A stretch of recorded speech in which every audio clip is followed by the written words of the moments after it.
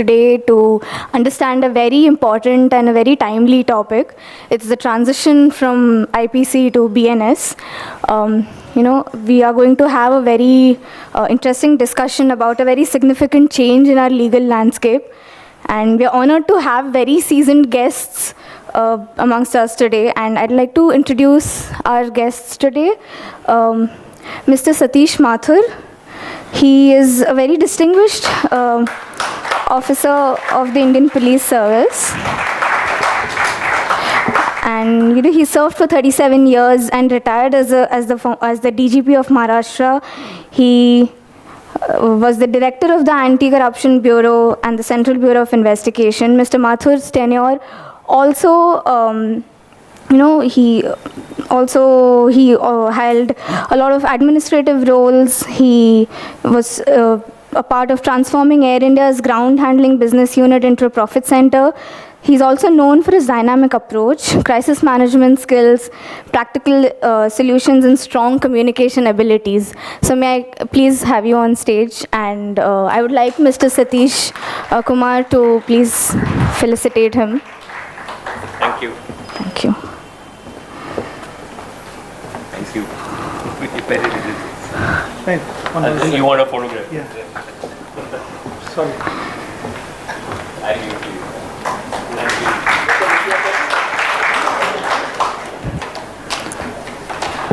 May I now call upon stage Advocate Anand Desai.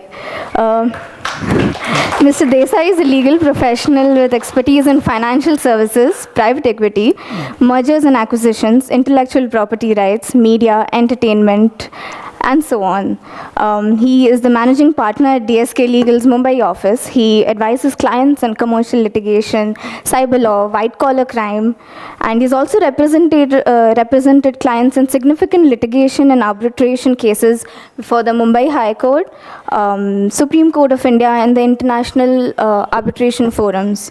I would like Mr. Satish Kumar to felicitate him.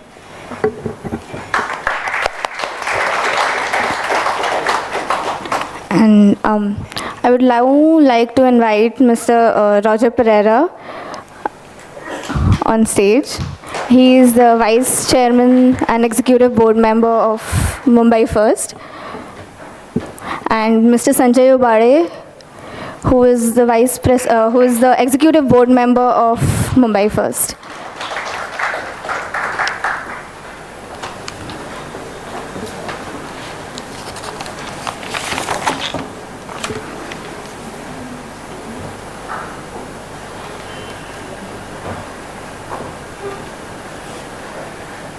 Thank you. I'd like to call Mr. Roger Pereira on stage to speak a few words and welcome us all.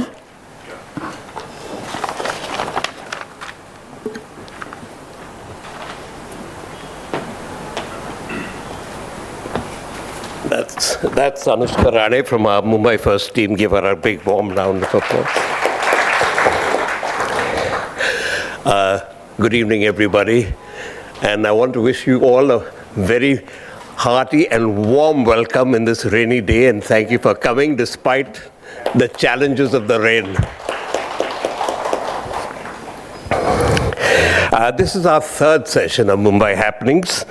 And the initiative goes to Mr. Sanjay Ubade, who started this, the creator of this event, and who drives it from the front. For those of you who were not present for the first session, the subject was the PMC's budget analysis. And those who missed the second session, the subject was the Right to Services Act. And Sanjay's been very passionate about it, at least for the last 15 years, from my memory, yes. Our next Mumbai Happening session will feature the Consul General of the Netherlands, and he's Mr. Bart de Jong, and he will talk on the experience of living below the sea level, which is becoming a reality.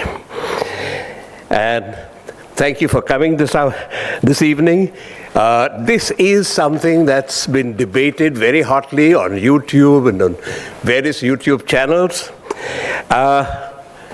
And we'll get a better insight today thanks to Mr. Mathur and to Anand and his team, because there are some pros, there are some cons. Some people say this is meant to get rid of the colonial hangovers that we have.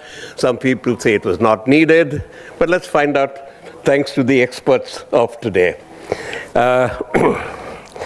Mr. Mathur, as Anushka mentioned, retired as the Director General of the Police of Maharashtra. He's obviously an IPS, and he will provide us with a unique perspective on how this transition will impact our police force and the overall maintenance of law and order. Of course, we all know, to be practical, things are not going to change overnight. It will take time, and we have to bear with that. Advocate Anand Desai brings with him a wealth of legal knowledge, as Anushka has already mentioned, and his insights into practical implications of this transition for legal practitioners, businesses, and the general public and all. Hopefully, most of us will be on the fringe if it not really be impacted by it. Ladies and gentlemen, thank you for coming, and please welcome our first speaker, Mr. Satish Mathur.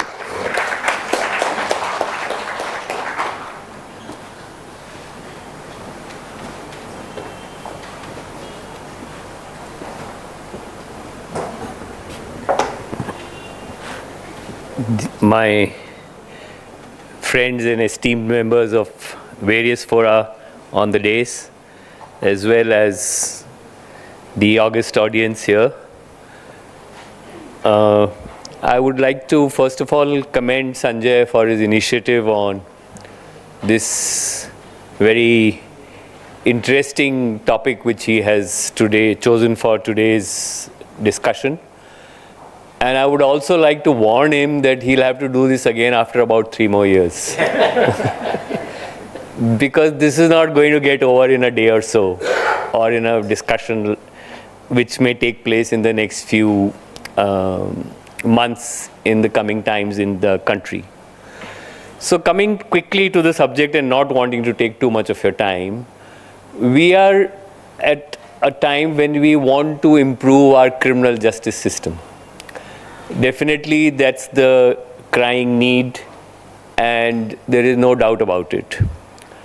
Is there a need for change? Well, yes, nearly all law commissions, police officers, various fora have been demanding some kind of change in the 3 pillars of the criminal justice system, which is the IPC, CRPC, and the Indian Evidence Act. When we first learned these 3 laws during our training, we found them to be quite pithy, concise, and having thought of most of the situations which were foreseeable at that point of time. Of course, the digital revolution has changed a lot of things which could not have been conceived at that point of time. So definitely there has been a crying need to include some of the new technologies into the criminal investigation as well as into the justice system. But before I say anything further, I would like to say that, just amending the laws, is it enough? Yes or maybe.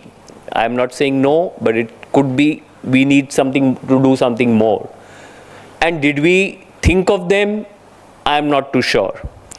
So while we were amending the criminal laws, did we think of improving the judicial system? Yes or no?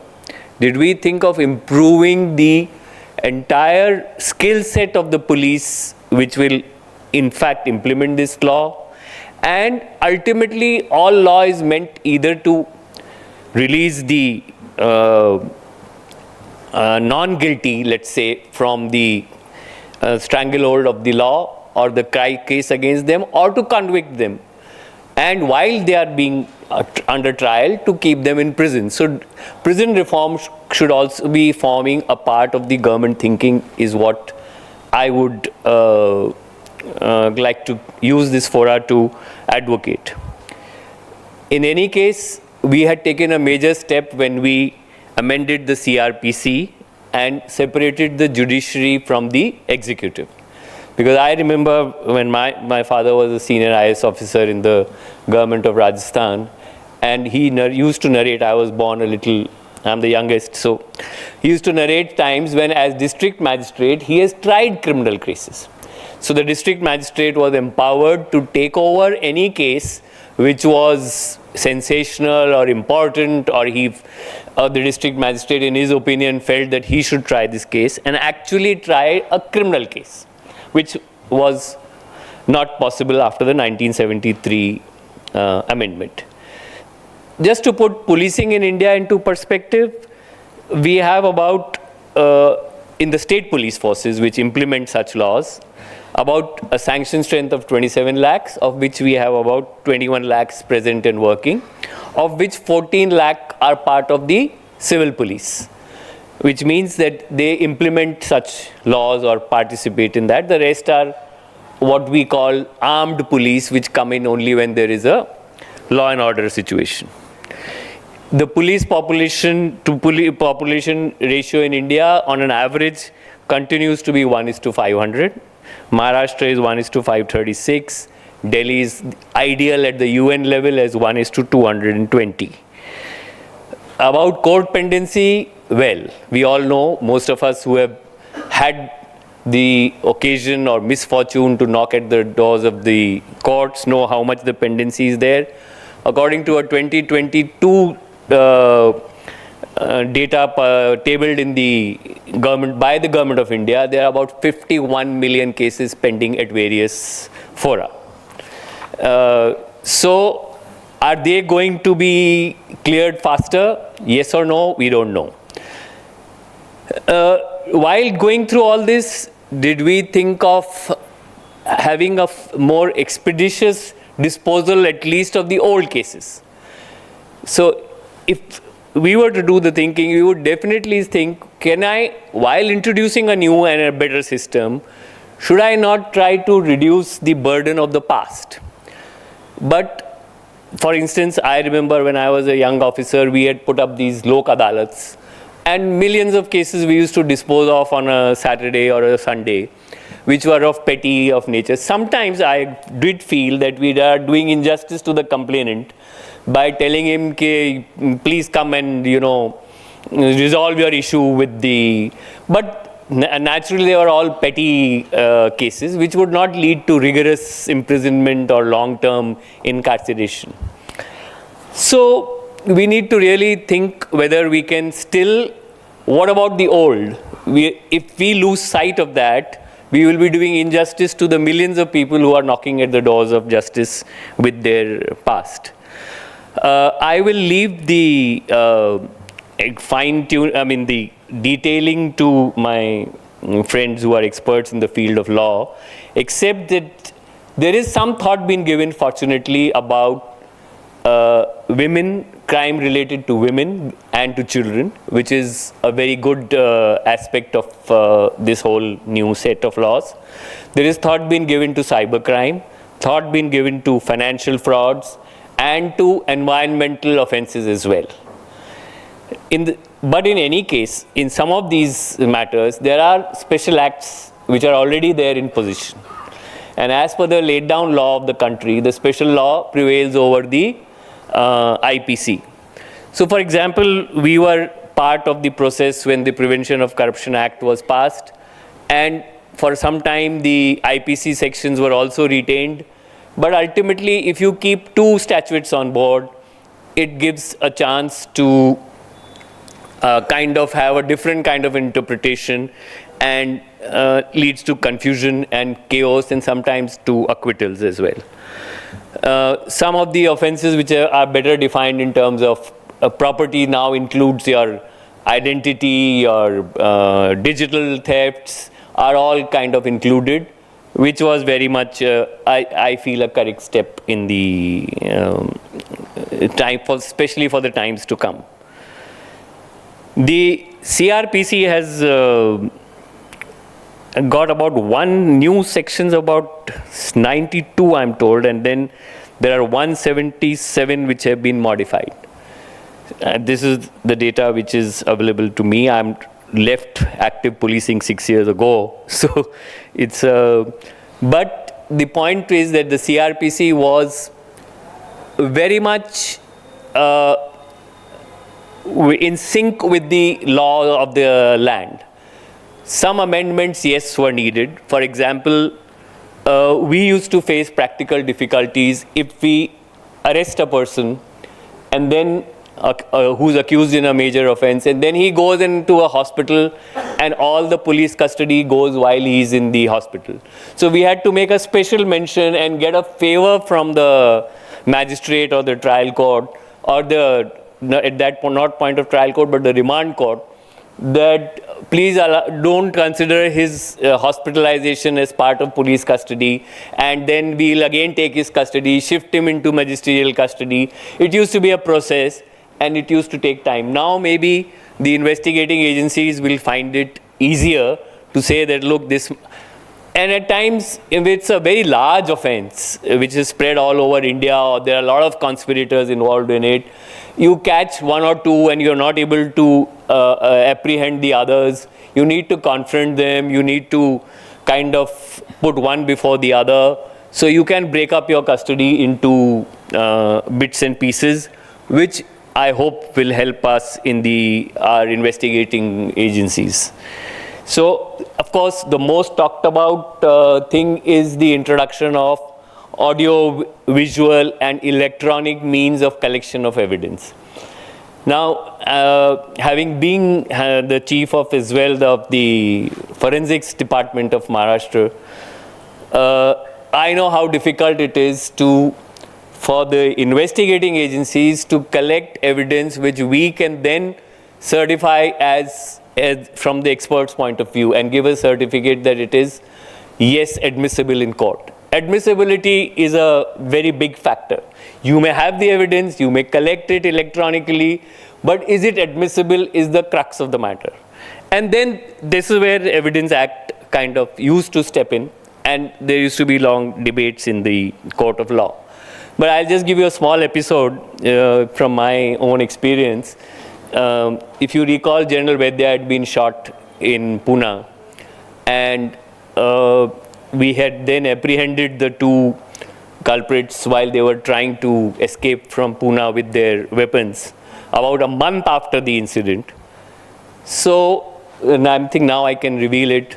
When my boys told me that they have caught these two fellows, we introduced a line in the arrest that so-and-so took out his pistol, waved it in general at the public and said, let us go. हमने तुम्हारे general को भी मारा है, तुम क्या चीज़ हो?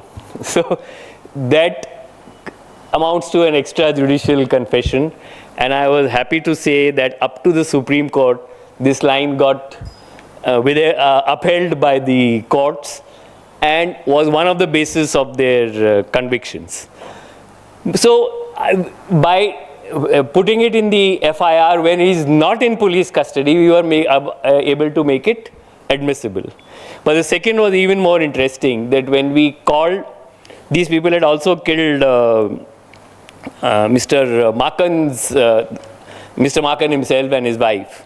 So when we called the security guard who was on duty when Makan was shot for the TI parade. The TI parade is under a separate act.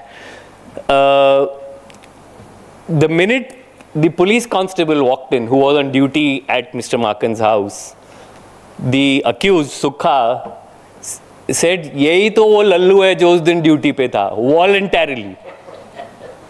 Correct? So now the magistrate recording the TI parade came out rushing and said, "Sir, what to do?" I said, "Record it like that. That the accused has identified the witness rather than the witness identifying the accused." And I was glad to say that even this was upheld up to the Supreme Court when the matter went, because they went into they were given punishment for death by hanging. So the matter went up to Supreme Court. So admissibility is a crux of the matter. The legal friends will explain it to you more. But in Anti-Corruption Bureau as well as with forensics, getting these hash values, which is now mandated, of evidence is a big, is not going to be easy for my friends all over India without proper training to be able to implement this. Because ultimately, it's the hash value which will decide whether the non-contaminated pure evidence has been presented before the courts. And the legal teams will have a field day trying to argue this point out. So lastly, let's, because I don't want to take too much of your time, some good new things which have been now encapsulated, for instance, are plea bargaining. The witness protection scheme has now been incorporated in the Act itself, which was very much a need of the hour. Then there is a stipulation that there will not be more than 2 adjournments. Let's see how it pans out, because even these are today a norm. Supreme Court has issued several orders that don't do this, don't do that. But adjournments are given. Show me the face and I'll give you, I'll give you the order kind. We feel, we may be wrong at times. Lawyers are definitely busy. They are running from one court to the other. But now a directorate of prosecution has been formally established, which was there always. I used to head it as part of my chief of legal and technology. But the staffing in the prosecution department of the police or the investigation agency is still woeful. And even they have to run from one court to the other just to attend matters or to get the next date. Even for a forensic collection of evidence, there is a lot of emphasis on that. And I spoke to the current chief of forensics, a job which I used to do at one time, and they have assured me that they have pushed in a lot of budget is coming from the state government to appoint more chemical analyzers who can be deemed as experts, and their evidence will then count as an expert evidence. But this will all take time. It will not happen overnight. And even getting the buses, the vehicles, then you get the drivers, then you have night shift and day shift. Crime has no time barrier. So all these are going to become a struggle. And I don't know how much preparedness is there with the various agencies to deal with this. And now, for example, this was a push which I had tried to take again for DNA printing of the people who are accused in major crime and building up a database. So while that has not come in, and it was an ICCSR project which I had managed to get approval of, but taking fingerprints and voice samples while not in custody is now kind of mentioned in the law, I am told. But whether it will be compulsory to give it or not, as our friends will say, under article so and so of the Constitution, I am not bound to give evidence against myself. So that will become a justiciable matter in the court of law. So there's a lot of, some thought has been given to the victims as well, provide a copy of the FIR free. Actually, even today, it's mandated that you upload the FIR onto the CCTNS system. But in many cases, I would say softly, we don't do it. So, therefore, when somebody comes to consult, or to, including to the legal fraternity, the first thing they say is give us a copy of the FIR, and then it's a little bit of a struggle at times. Normally you do get it, including in CBI cases, etc. So a lot of the concept of zero FIR has come in, as well as of EFIR. I don't know really how it will pan out, because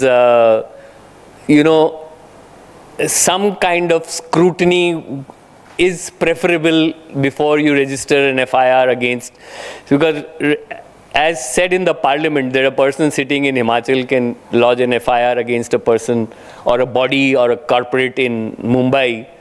It may be, I hope it's not misused is all that I can say, because you really don't know how this could be panning out.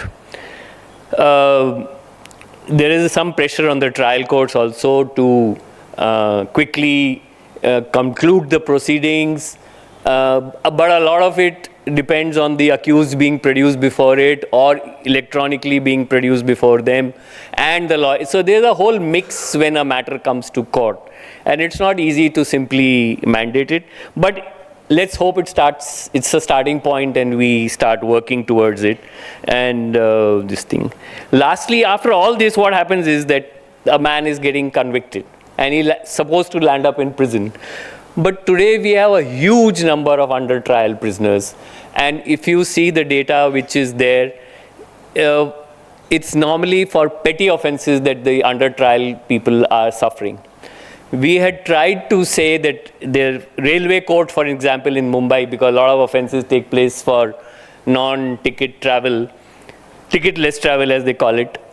So railway courts do go to the prison, and they hold a court there, and those who are found for petty violation of the railway law, they are released. But we need to really have commissions which would go into this and on a mass scale deal with these poor people who are in prison because either they can't find a lawyer, or they are not produced in the court, or on that day the court is not convened, or the court does not have time. We need to bring justice to their doorstep, and how it will pan out is a matter of this thing. And we also need to pay attention to building more prisons. So while we are saying that we are getting rid of the colonial mindset, which is a very fair and correct thing to say, most of our prisons today which they exist are built by the British, and our occupancy is extremely high compared to the capacity which was rated. For example, Yeroda is in Maharashtra is one of the biggest prisons, is rated for 500. When I was IG there in 2007, there was 5,000. So we need to really think of it. I was lucky enough to implement the concept of there was no open prison for women by some dearth of political mix. Somebody wanted to take away the land for the women prisoners. And so I remember I went there, and in the evening, 5:36, called all the women convicts out and said, if I let you free and cultivate vegetables here tomorrow, will you run away? Those poor women said, no sir, we are not going to run away. You even give us a ticket to go to our homes, we will not go, because nobody accepts us in society back home. So that's the plight of the some of the convicted prisoners. We need to skill them so that they can live a respectable life after their, some thought needs to be given to them as well.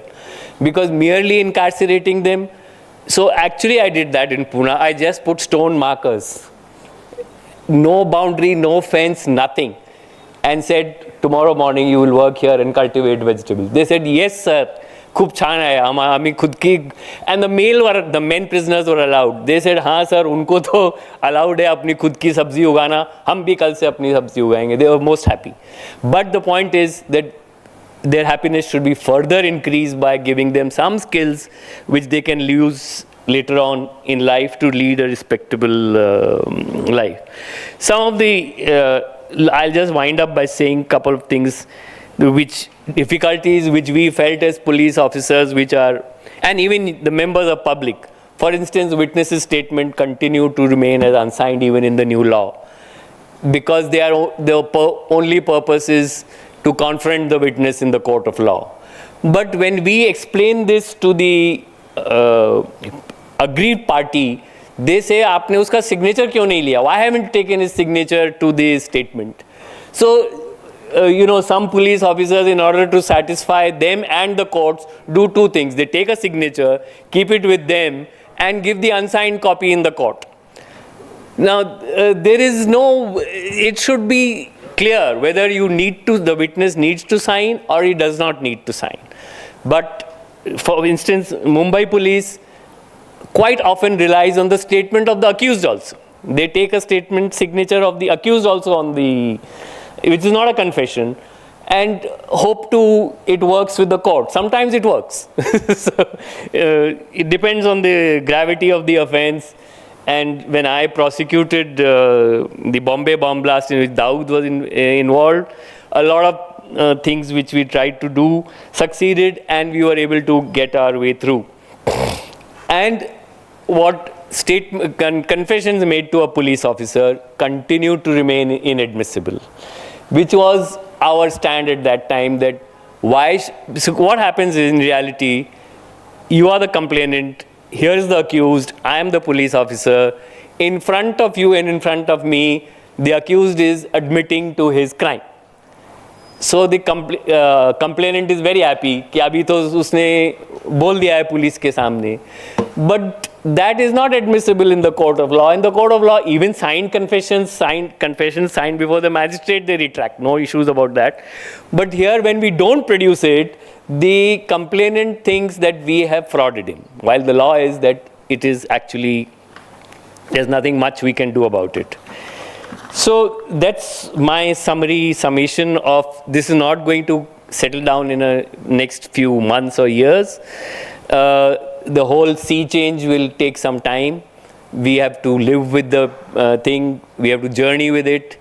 What will happen to how will they prioritize the old and the new cases?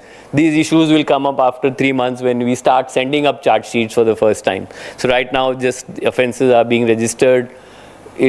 Once we send up the first few charge sheets, the police, then these issues will emerge before starting from the trial court up. It will take time to reach some higher courts. But all I can say is that while there was the need of the hour was definitely there, maybe a little more comprehensive approach could have been adopted.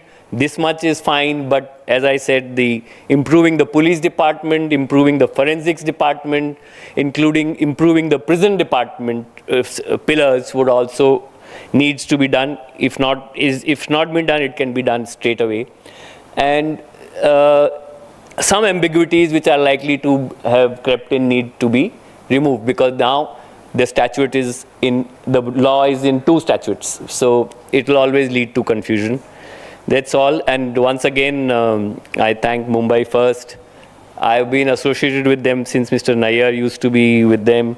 Sanjay and me used to do a lot. We used to work at that time as government. We used to be on the other side, and we used to face the citizens in such a fora quite often.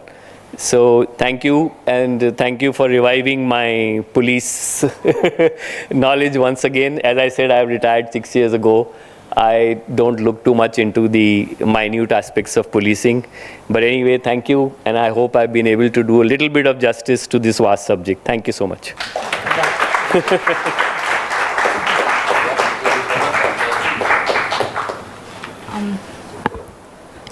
Thank you so much, Mr. Mathur.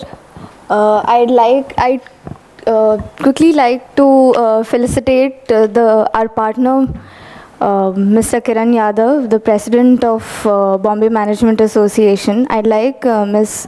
Nandini Dias, our executive board member, to do the felicitation, please.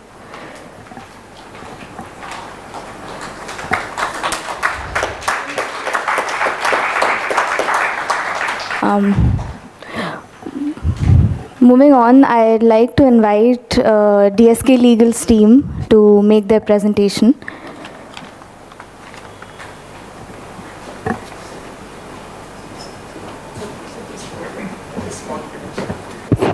So after this presentation, we are going to have a discussion where Ms. Anand Desai and Mr. Mathur, they will be participating in the discussion. I will probably raise some few questions initially, and then all of you, based on the presentations that's going to be made today, you can just write down those questions and shoot those questions at them after our initial rounds of questions is over. Over to you.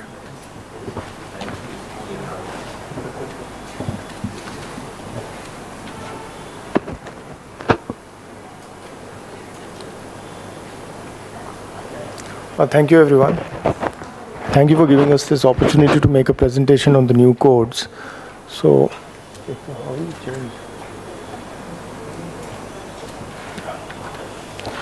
as you are all aware that starting July 1st, the Government of India had notified the new acts, and which were to repeal the previous criminal code, including the Evidence Act, which was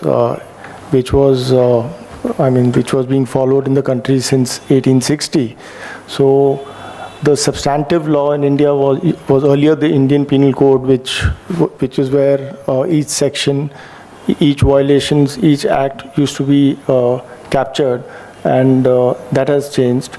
Incidentally, when it was codified in 1860, it was actually the initiation for it started in 1833 by the British Charter, and Lord Macaulay was the chairman of that. And it took 26 years to codify this particular statute, which has largely stood the test of time from 1860 till the recent change. Similarly, for the procedure code, in terms of execution, in implementation of the criminal code, that was introduced way back in 1882. It was amended and modified in 1898. Then there was a law commission appointed post-independence. A lot of deliberations, a lot of discussions took place. And then in 1973, that code was also introduced with the same name, CRPC, Code of Criminal Procedure.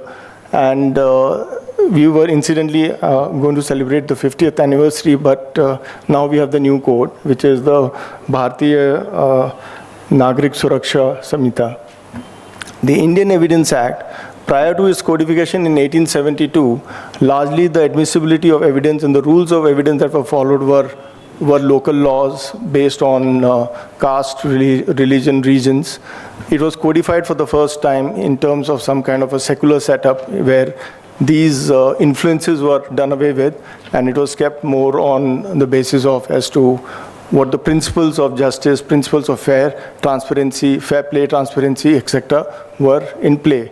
So this has also stood the test of time since 1872, though there have been minor amendments here and there, but largely all the three legislations largely did stand the test of time for the last more than 150 years. Change the slide. Oh, sorry. So the main themes in terms of the new legislation that has been introduced is the integration of technology in criminal proceedings. Though in practice it was already there, there is a certain codification as to now how it will be done, like the issue of summons and warrants. There are summons and warrants were always issued through the court systems, through the police stations. Though in certain cases we did notice that the accused persons used to be intimated through WhatsApp, but its enforceability before the courts was never questioned or challenged, and it left a lot of space. Though Bombay High Court had passed certain orders saying that these will be admissible, but largely there was a lot of ambiguity in that. But now that has been clarified, and summons, warrants, etc. Can be done through electronic communications and audiovisual means. Now, these particular statutes have also defined as to what electronic communication is. It is basically communication using electronic device or electronic form. The rules of it are not very clear because it is going to be notified by central government. I believe deliberations are going on, and shortly we may see some notifications. Audio-video means is basically use of communication devices like our mobile phones or cameras.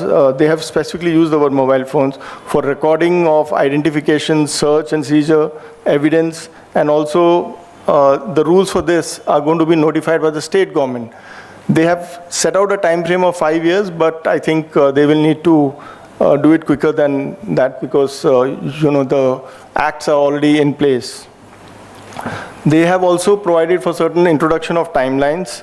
So now the judgments, the framing of charges, once the police investigation is done and charge sheet is filed, framing of charges has to be finished within a period of 60 days. If the accused person wants a discharge because he is convinced that the case that the police or the investigating law enforcement agency has not been able to make out, then there is a timeline of again 60 days within which he can move an application. Today there is no timeline for that. There are cases where Discharge applications are moved after 1 year, because the legal process is, there is a concept called framing of charges. That is, when the magistrate goes through it, applies his mind, he says, okay, these are the charges, like you've done cheating, you've done a breach of contract, you've committed a forgery. So that framing takes place, and then the trial starts. But now there is a timeline, a very tight timeline has been given. Given the challenges and the load of the litigation and the burden on the courts and on the law enforcement, I really don't know how this will play out. Time will only tell us that. Then there is codification of laws, which Mr. Mathur spoke about, the zero FIR, preliminary inquiry. Zero FIR as a concept has been active in India since 1990s. In fact, Supreme Court has laid down certain judgments as to how it is to be done, but it was never really practiced. Whenever anybody would go to file a complaint, one of the first questions which any policeman would ask is, where did the incident take place? Kahan hua? Nahi, ye hamara thana nahi hai. It is Breach Candy police station and not Girgaon police station, things like that. So now the concept of zero FIR should clarify that. But the flip side to that is, in zero FIR, they've not really defined as to what is the contrasting boundaries. So can you file an FIR in, like Mr. Mathur gave example, in Himachal Pradesh for a company whose whole entire board is running operations out of Bombay? That is something which only we'll have to see how it will play out. Another concept is preliminary inquiry, which my colleague will talk about. Like Mr. Mathur again said, that it was already there, it's been codified now. There was and we will talk about that. And there are certain new offenses which have been introduced, like organized crime, terrorist activities, which we will talk about in the due course today.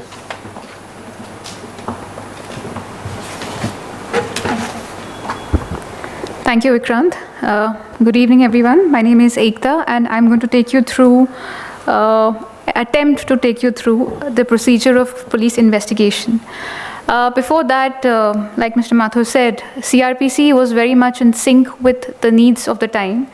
And the Criminal Procedure Code has a few objectives in mind when you look at the provisions. It is basically a check on there are checks and balances on the police, on the powers of the police. That's number one. CRPC tries to maintain a balance between the rights of the victim or the complainant, the accused, and the police, and the judiciary. Number three, the objective of CRPC is to ensure a fair trial. And number four, CRPC is also concerned with protecting the personal liberty of the accused. So with these objectives in mind, CRPC has actually held the test of time. And you must have heard us use this phrase quite often, because it is true. All these three laws have stood the test of time. And even today, the changes made to these laws are changes which can pass off as amendments and not as an overhaul of the concept. Coming back to how a police complaint is filed, and because of time considerations, we will not go in great detail, but only focus on concepts which we thought would be relevant to you. So the criminal machinery is set in motion by this person called the informant. An informant is a person who informs the police that an offense has been committed. Now here I must tell you about this very important concept that we deal with on a daily basis, that is cognizable offense. This is important because the entire procedure of CRPC is different for what we call as cognizable offenses and completely different for non-cognizable offenses. In short, cognizable offenses are those offenses where the police can investigate, can arrest without requiring the authority of a magistrate, which is the court. This is the inherent power. This is why the police has all these powers under the CRPC. And non-cognizable offenses are where the police cannot investigate without obtaining the permission of the magistrate. This is the basic distinction. Usually the most serious offenses are considered cognizable, and for example, murder, forgery, extortion, and the lesser offenses are considered non-cognizable. So when a person wants to inform the police that a cognizable offense has happened, earlier, okay, one more point here. Anybody can inform the police about an offense. It need not be the victim. So that is rule number one. If you see an offense happening, if you come across any information about any offense, it is your right and duty to go and inform the police, and the police cannot refuse you. Earlier, under the CRPC, the information could have been given in writing or it could be given orally. If it was given orally, it would still be reduced into writing and signed by the informant. Now the new code, which is BNSS, says that you can also provide this information by electronic form, electronic communication, which is basically you can text, you can send a WhatsApp, you can email the police that this offense has occurred, provided you come back and sign it within 3 days. And the objective is to ensure that the police is not harassed by frivolous complaints. So this is a new change by the new code that you can send a WhatsApp to the police and say this offense has been committed. Number 2, we've already heard about this concept of zero FIR. What used to happen was people would go and inform the police that this offense has occurred. And the police would sometimes say, but I cannot register the FIR because it is not within my jurisdiction. This used to be really a problem for many people who are not very well versed with the jurisdiction of police stations and magistrates. So the court stepped in and said it doesn't matter where the offense has occurred. If a cognizable offense has happened, the police has to register the FIR irrespective of where it has happened, and then you can transfer the FIR to the relevant police station. This concept has been codified under the new code. Like Vikrant said, how it's going to pan out is a matter of time, and we'll reconvene in 3 years given to the police. Only time is going to tell us that. Just to remind you that even in this preliminary inquiry, police can summon an accused, ask for documents, and then decide whether or not they want to file the FIR. Once the FIR is filed, usually under the old law, only the informant used to get a copy, but now even victims are entitled to a copy. Victim is the person who's actually suffered from the occurrence of this offense. Next slide, please. Now, what happens if you go to the police, but they say, no, sorry, I cannot register the FIR for any reason? The law has protected the rights of the informant or the complainant. The complainant can go to the superintendent of police and say, please direct your department to investigate. He may or may not do that. If he refuses, the law further provides you another right. You can directly go to the magistrate, which is the court, and request the magistrate to issue a direction to investigate the matter. Now, what used to happen was, in many cases, magistrate would just issue these orders for investigation. The impact is, once a magistrate issues an order to investigate, the police has no option. They have to file the FIR. They are bound to file the FIR. So what used to happen was, these magistrates, without any application of mine, they would just issue these orders, and then police had to register these FIRs. And many people who were not supposed to be summoned as accused would get implicated in this procedure. Court stepped in, said that there has to be a procedure. Magistrates have to apply their mind. There must be an affidavit by the applicant that, I've done I've followed the procedure, and all these are allegations are true and correct. What the law does now, it has again codified this requirement that if you go to the magistrate, you must first go to the police. Only if police refuses, you can come to the magistrate. Number 2, you must support your application with an affidavit so that an innocent person is not held accused because of your frivolous allegations. Number 3, now it is mandatory for the magistrate to hear the police as to why the police did not register the FIR. Earlier, what would happen is, in some cases, the magistrate would call for an action taken report, it's called an ATR, to understand why the police never registered the case. Now it's a codified requirement. One important point here is that at this stage, when an informant who has been refused by the court goes to the magistrate requesting for an investigation, the accused has no right. The accused cannot intervene and say, no, but you should not register this FIR because I'm actually not the wrongdoer. The accused has no right at this stage. This continues under the new code, except that now public servants have been given a right to be heard by the magistrate. Not only that, when the magistrate is faced with an application of this nature, they have to call for a report by the public servant's senior. Why this is done is not clear. Why public servants have been given a different pedestal than a regular accused is not clear. But we'll see how courts have interpreted this in future. Once the FIR is registered, the police has a lot of powers under the CRPC and the new code to investigate. This includes calling for documents, this includes asking the accused to appear before them, so on and so forth. More or less, these concepts have been retained under the new law, except that now, if police wants to issue a summons for production of documents, they can do so in electronic form. So what used to be, what used to happen earlier unofficially can now happen officially. The police can WhatsApp you the summons. Search and seizure is a procedure that is conducted by police to collect evidence, to search the premises, to seize documents or assets which they feel are implicated in the offense. Now, under the new code, the requirement is that you must record it by AVM. AVM are audio-video means. Preferably, the code actually says preferably by mobile phone. So the police has to now actually record what they're doing, and this process takes hours and hours. But how practically they're going to record this, again, we'll have to see how it pans out. But this is the requirement under the new code now. The police is mandatorily required to record their procedures. There's also a requirement of forensics now. It is mandatory for certain offenses that the forensic experts are at the crime scene. But some time has been given to state governments because, as you would know, we don't have the infrastructure to ensure that forensics are carried out in each and every case at present. A very important change that has been introduced is the power to attach what we call proceeds of crime under the new code. To give you some perspective, proceeds of crime are basically any property that is derived from an offense. For example, somebody has stolen the property or somebody has cheated somebody and obtained some property. That property is considered as proceeds of crime.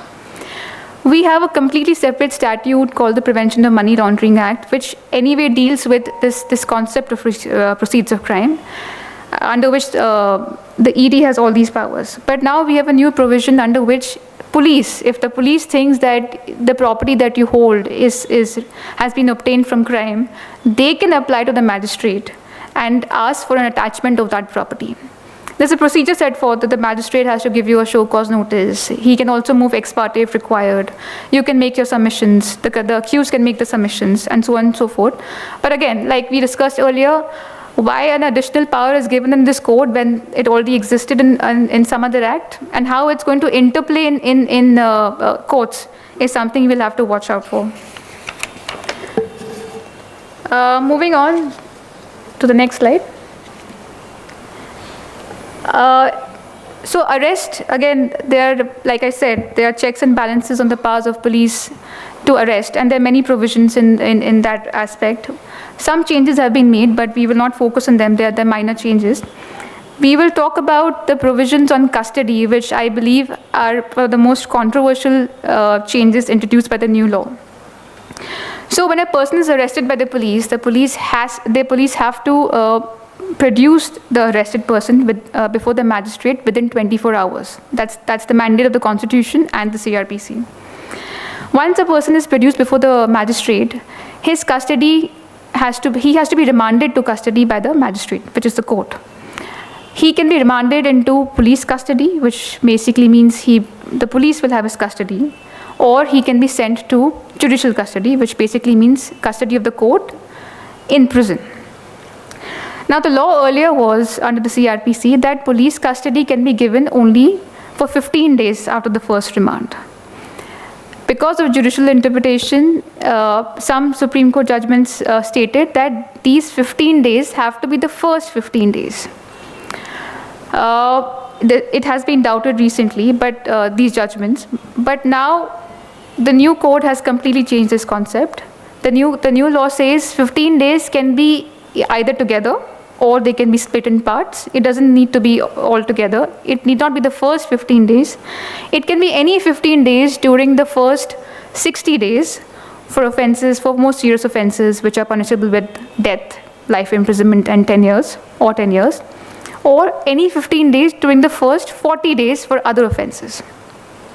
So they have expanded the period during which the police can have custody over the accused. This is probably helpful for police in the investigation, and we heard earlier this evening why it could be helpful for the police because of various reasons. Because the investigation may not be over in the first 15 days. The accused are spread over the entire country and things like that. But the problem here is that under the old code, there was a specific provision which said after 15 days, the police cannot have the custody. After 15 days, it will be judicial custody, which means custody of the court. That deterrent or that language has been omitted from the new law completely, which opens up floodgates of interpretation issues, because it can be interpreted that actually police can ask for your custody for the entire 60-day period or 90-day period. Having said that, this could be a drafting error, because we have actually not seen police asking for custody for more than 15 days in most cases. And even if they do, courts are very, very stringent about granting police custody beyond 15 days. But we should be on guard, because this is a provision which does give some leeway to courts to grant police custody beyond 15 days. Coming to the provisions on bail, what used to happen earlier was, even though the court did not say so, when a person was in police custody, the courts would not allow that person to apply for bail. It just became a practice that as long as you're in police custody, there is no bail for you. You can ask for bail when you're in judicial custody. Now there's a clarification in the law which says nothing of that sort. You can apply for bail as soon as you're arrested, even if you're in police custody. So that's a good change. That's a good clarificatory change. Under CRPC, for an under trial, which means a person who's still going through the trial and has not been convicted, if an under trial had served a sentence or had been behind bars for almost half of his maximum punishment. So for example, if the person is inside for extortion, the maximum punishment, for example, if it's 7 years, if he's already been in jail for 3.5 years, the law provided him a right to apply for what we colloquially call half-term bail, which means you've finished 50% of your sentence already without the trial ending. So the law will give you bail for that, on that front, on that account. Now what we see is that concept is retained, and it has been improved for the first-time offenders by saying you don't have to wait for half-term, even on 1/3 of your term. First-time offenders, which basically means people who have never committed any offense, they can get the right to apply for this bail. So it has been improved partly, but then a very ominous provision has been added that nobody will get either half-term or 1/3 of this entitlement if any other case is pending against them. Now this is going to be a big problem, because like we saw in the first slide, a single act can amount to multiple offenses under IPC, PMLA, many other acts. So it is quite, in economic offenses, at any given point of time, there are multiple cases filed against an accused for the same transaction. So are we then saying that that the accused is never going to get bail in these matters? Again, this is going to be a matter for courts to interpret. With this, I conclude the police investigation procedure, and we'll now speak about the magistrate complaints. So the complaints can be filed in two ways. One, you file a police complaint directly, but for certain offenses, you can also directly approach the magistrate, what we call as the private complaints under the old code. Largely, the code has been kept same. So what happens in this case is that, and we've seen this with our clients who are generally corporates, they don't want to go to police station. They don't want to go and get questioned. And their challenges are generally in terms of company fraud, data theft, which is documentary in nature. So they prefer that why can't we directly go to the court?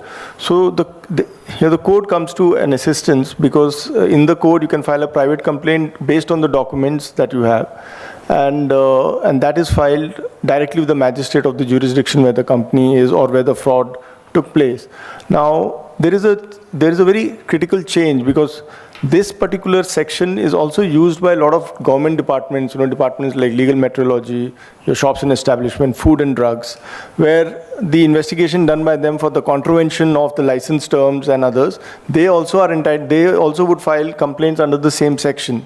So what used to happen is typically they would do their investigation, and they would go to the company website, check the names of the directors, because they're not really, they know there's a contravention that has taken place, but they're not really sure as to who's done it. And because of lack of manpower, resources, time, etc., they also choose the fastest way forward, which is go on the net, download the list of directors, name everyone as accused.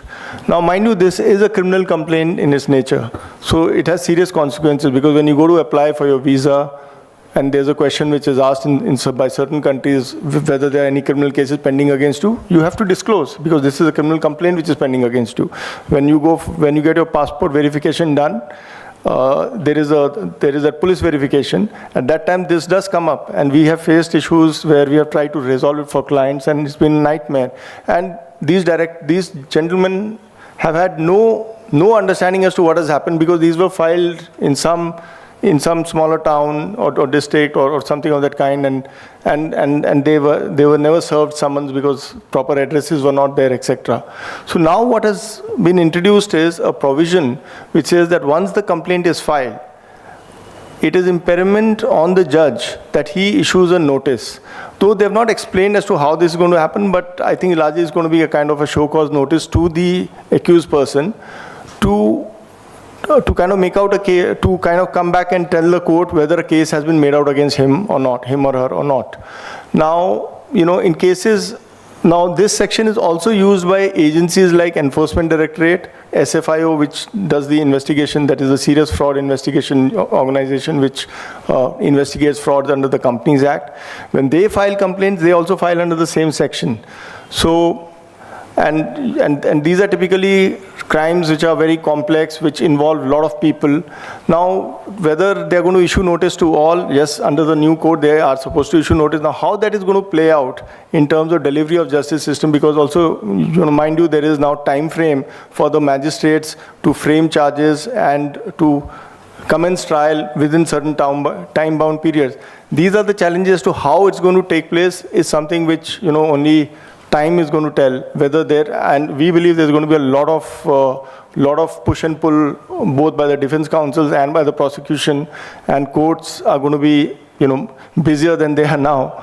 And this is going to be a big challenge for the years to come, because this is a very, very critical point. This is one. Next. Where is the Now, in the court proceedings, what Ekta was talking about earlier, the police complaint, when the investigation is completed, what they file is something called as a police report, which is basically a charge sheet. Now under the new code, there are certain privileges which have, or certain benefits which have been given to the victim or the informant, that the progress of the investigation will be intimated to them within 90 days. Charge sheets can be filed through electronic means, and copy of this charge sheet will also be provided to the victim, not just the informant as it was the case earlier. Now, when the magistrate takes cognizance of these offenses, that is when he takes an understanding, yes, an offense has been committed, he has to issue summons to the accused person. Now, these summons can be issued through electronic means, and with respect to corporates, whom do you serve the summon? The summons now, they have expressly stated that summons can be served on the directors or the manager or the secretary of the company, which was not the case earlier. And for individuals, earlier the summon could only be given to the male member of the household if that person in whose name the summon was, but now it's been modified and it can be issued to any adult male member. To any adult. And now the copy of the charge sheet has to be supplied to the accused within 14 days so they can prepare for their defense. Now, discharge is a process where after going through the charge sheet, the people who are named as an accused, if they believe that no case has been made out, they and the lawyers believe that no case has been made out, you can initiate a process of discharge saying that no case has been made out, the ingredients are not met, whatever the narrative in the charge sheet is with the substantive proof that has been provided, it is not making out a cognizable case, or no case of any kind is being made out against the person.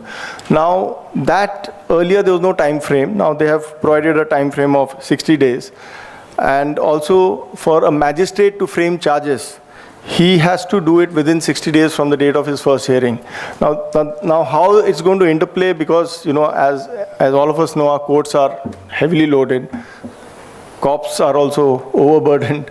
So how they are going to meet this 60-day threshold, where they have not provided any language to suggest that it can be extended or it can be modified is something which we'll have to wait and watch. Then trial, now for trial, though rules are yet to come into place, they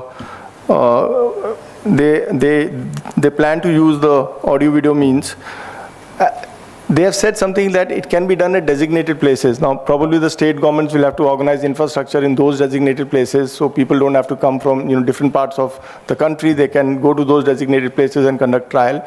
But every criminal lawyer that we have worked with, and ourselves, the cross-examination has to be done in person, because the language matters a lot. The body language matters a lot. So I don't know, I don't think the legal fraternity is going to like it. I think there is going to be significant litigation challenging these provisions. I don't think, I don't know how much time it will take for it to get settled, but yes, this is an issue. One of the good things is that judgments now, after the trial is concluded, judgments have to be delivered within 30-day time frame. And this can be extendable up to 45 days. This is a good move, but again, let's see how it plays out, because there are certain, especially offenses under PMLA, Companies Act, and are very, very nuanced and very sophisticated, many of them.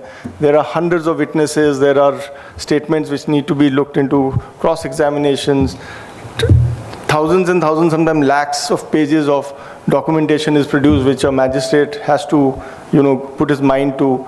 And mind you, magistrate works alone. At least in lawyers, we all have teams to work for. So I don't know how that's going to play out, though the intention is good. But whether it will, how it will play out is something only, time will tell.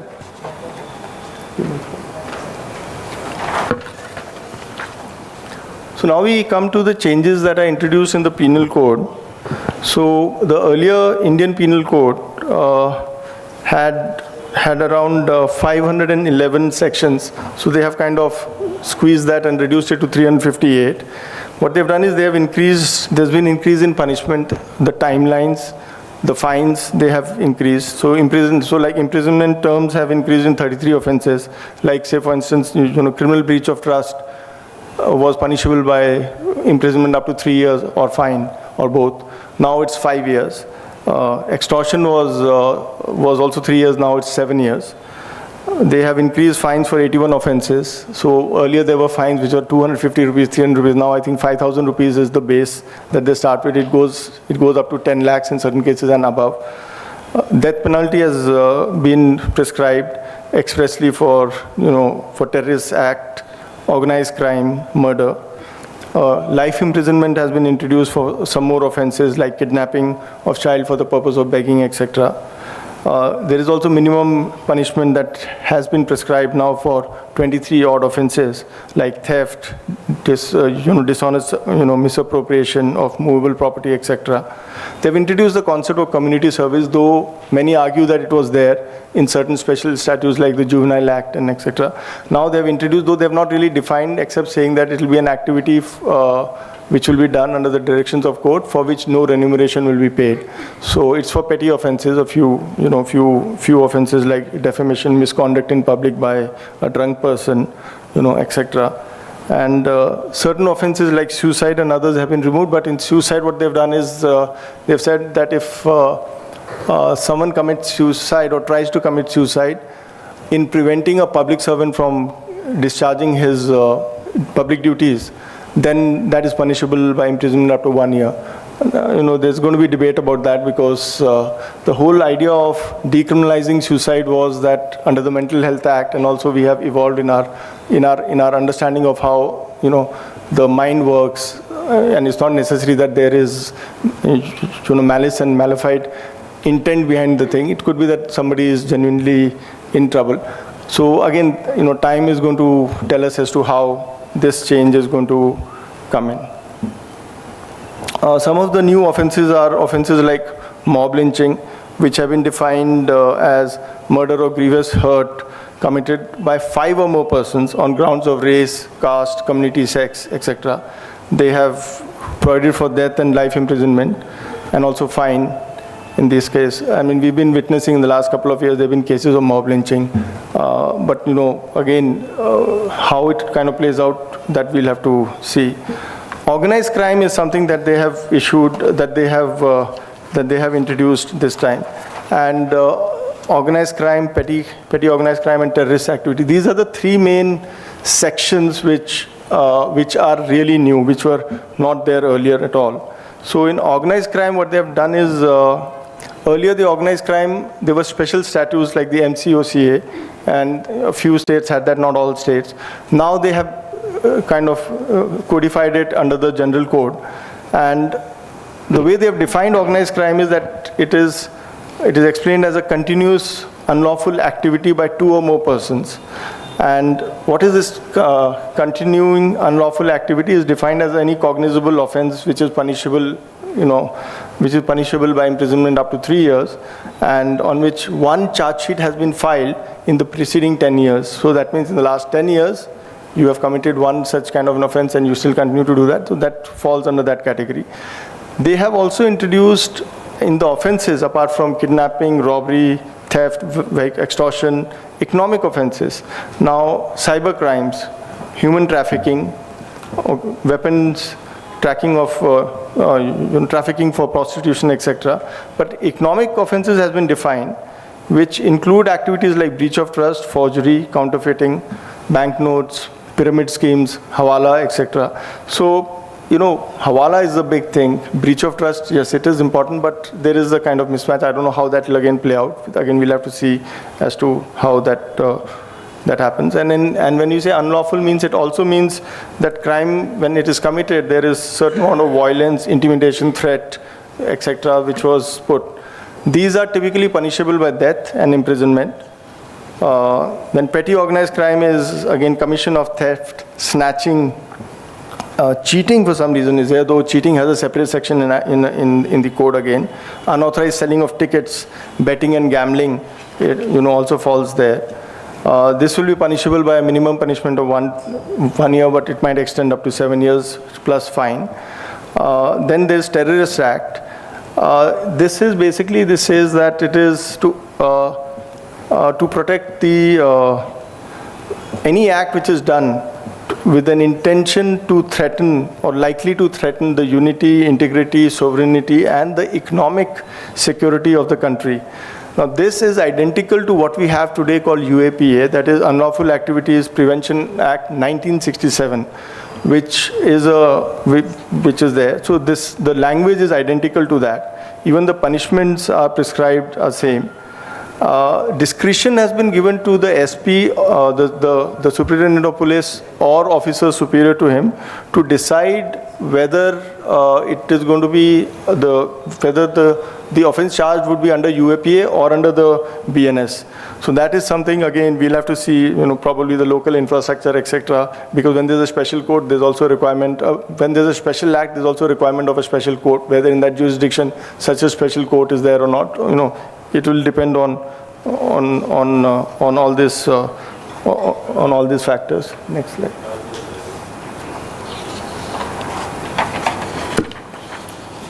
Yeah, then there are new provisions in the context of sexual intercourse by employing deceitful means, where there is a promise to marry without intention, promise of, now it's also being extended to employment or promotion, and this is punishable by fine as well as imprisonment up to 10 years. Snatching has been introduced, theft by sudden or quick, grabbing, which is punishable up to 3 years. Then hiring of a minor, so minor has been defined as a child under 18 years, for committing an offense. Now that is punishable with a minimum imprisonment between 3 and 10 years, and also fine. Next slide. Okay. Then there was an earlier provision on sedition, which came into a lot of controversy, a lot of questions, which was section 124A of the CRPC, of the IPC, the earlier code.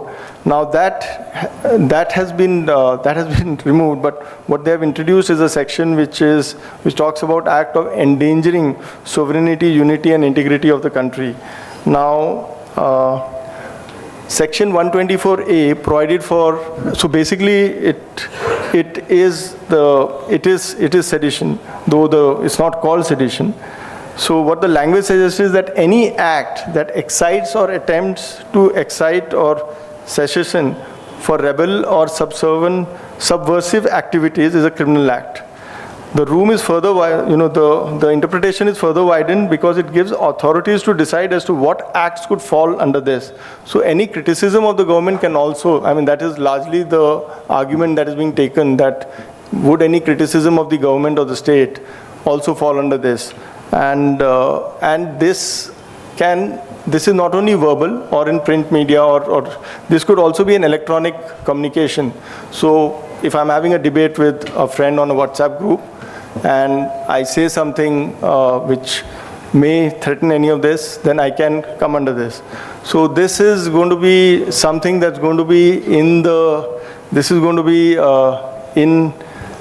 to be certainly there, because, irrespective of which party, we are all critical of our governments. There is a phase where we all have some problems with the way establishment runs. That's a normal human nature. So we are going to see a lot of litigation in this area, and hopefully, I think Supreme Court may need to again step in, because it was struck down earlier as unconstitutional. So the last thing that I want to touch upon is so there's an interesting thing what they've introduced, which was there in practice though, but now they've codified it. It is abetting outside India for offenses in India. So, we've been reading about all these gangster wars which are taking place in Delhi. Though now I think Delhi and Punjab is the new area where gangster war takes place, no more Mumbai. As a student, I used to read about it in Bombay, but now it's moved there. So all these gangsters who sit in Canada, Dubai, etc., now they will fall under this section, and they will be punishable. The punishments that have been prescribed are as per the offense. So if it's murder, then it will be whatever the section the murder is. So that is, so that's all from me.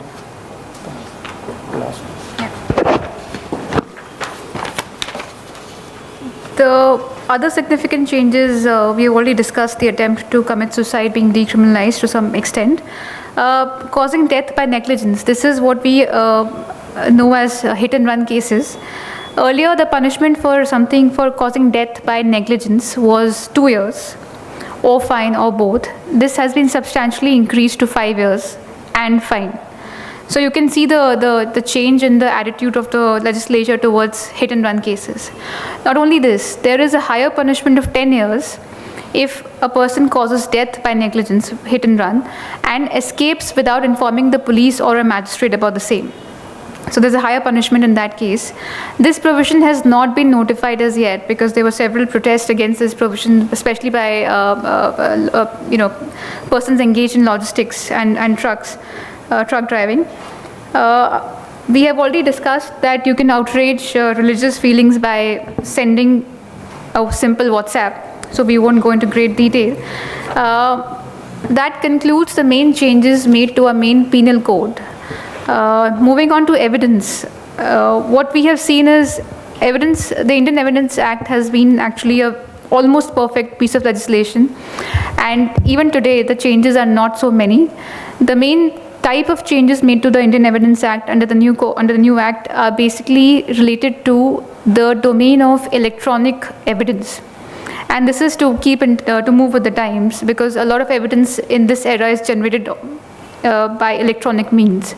So those kind of changes have been included in the new act. We will not go into great details and probably have a more nuanced discussion on it shortly.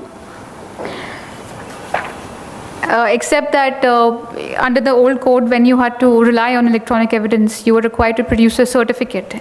And that certificate was signed by somebody who was in charge of the device.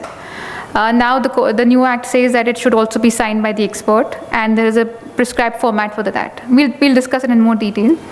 With that, we conclude our our discussion on the main changes introduced by the new laws. Thank you very much.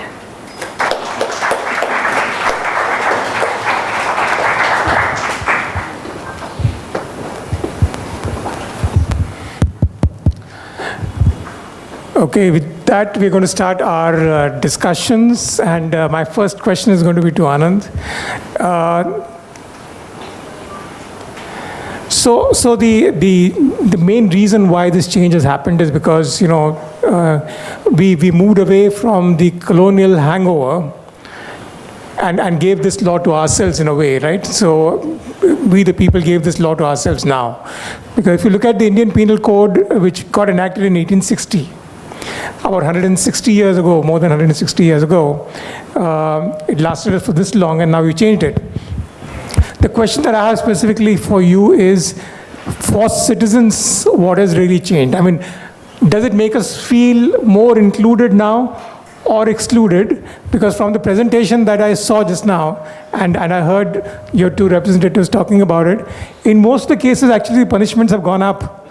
Right. So in which cases the punishments have actually been reduced so as to make us feel that we are a lot safer now? I think I heard the word suicide. So, well, to answer your question, I think there are three parts. One is, as was said by Mr. Mathur and them, there have been changes that require to be addressed overall, whether it was the aspect of electronic communication, electronic fraud, which we are seeing unfortunately more and more of. It's not just someone hacking your bank account, but these calls being made about FedEx scam and stuff like that. Also environment, as industrialization grows, the impact of chemical waste, chemical discharge, they are realities. Cutting forests. So there are multiple things that have changed in terms of the way we live our lives, and I think they did require to be addressed, which they are addressed. In terms of the aspect of, is it more friendly? I don't think in any country criminal law is friendly. The idea in criminal law is to discourage to an extent you can discourage, rather than allow people to say, okay, it's a small penalty, let me get away with it. It's ultimately a civilized society, if I put it that way. But in terms of colonial versus now, I think we were discussing earlier, and as was said, it was a well-debated, discussed, thought through statute, which was discussed for many, many years. And in fact, what I'm noticing more compared to earlier, there used to be a debate in Parliament. You could access the notes that were recorded of the debates. So the intent came out far more clearly. Whereas I think today what we're seeing is, okay, we see a provision. We're not sure why the provision is there. And we don't know how it's going to be interpreted because there are no guidelines even for judges to look at. There was a time I remember we used to actually show in court the debate of Parliament to say, look, this was the intent behind this particular wording or this particular section. This is what was said in favor, this was said against. We don't have that now. So it's a wide open question how it will be interpreted, by which court. And another factor today is almost everything lands up in the Supreme Court, which has its own time frame, its own cost, and its own repercussions in terms of what happens in between.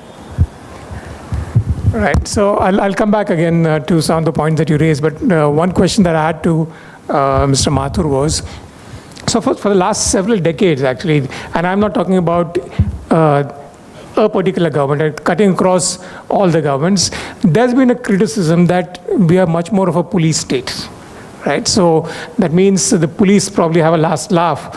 And quite often, because our judicial system is relatively slow, therefore just your arrest, the symbolic arrest, or that somebody is in a judicial custody or a police custody itself is a punishment. And therefore, that's one of the reasons why the police state concept was talked about.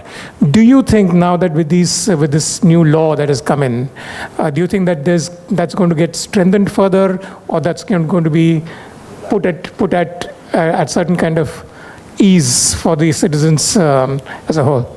See, this over a period of time, the mere arrest by the law enforcement agencies and the incarceration with the police and subsequently with the judicial custody became the actual punishment instead of the punishment as envisaged by or as embedded in the law, because there were hardly any trials and there were hardly any conclusion of trials. So therefore, because of the backlog which we have built up, we now seem to perceive, society seems to perceive as the arrest and the clank. We feel that, a fellow in police custody means that as they saw in the OTTs and the films, there's a clanging of the door and he is now behind custody and something strange is happening to him. So we have shortcut our process to this. It's our problem because we have not been able to dispose of those cases. So there has to be a need to take out cases which are of level 2 or 3 tier and dispose them off expeditiously so that the more important cases can be handled with the more requirement of thought. Because if you see a board today of the magistrate, he has got all of them listed one after the other. And there is no difference except that sessions committed cases are in a separate court. But even the sessions trials cases are so many and so many laws. So there was a need and to depenalize certain crime, which I don't think we have done so as efficiently as we should.